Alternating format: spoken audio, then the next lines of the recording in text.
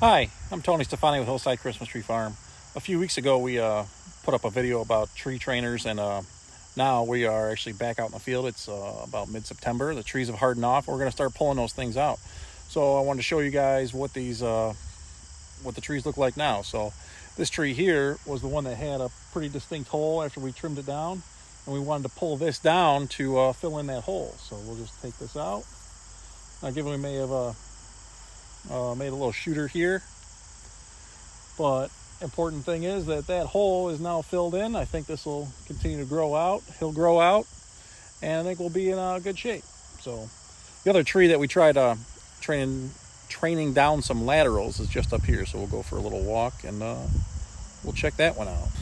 So I think I said in the video, these trees will be starting to harvest out of next year, so we still got another year. I think right now a lot of them are I'm 6, maybe 7 feet tall.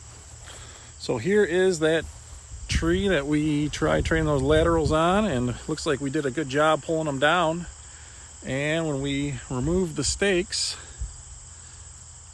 look at that, stays just in place. So it worked out pretty well. Very happy with the results. Maybe we'll see what it looks like, but we could probably nip those down a little bit, but I think it'll be pretty good.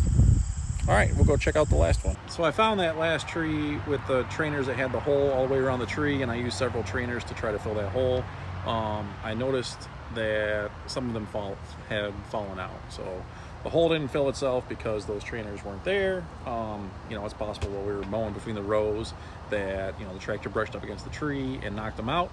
So it didn't fill the hole like the way it should have. But as you can see from those other trees that had those trainers stay in there, that hole probably would have filled in correctly, and we'd have a good looking tree there. So we'll try again next year, and we'll keep you in the loop.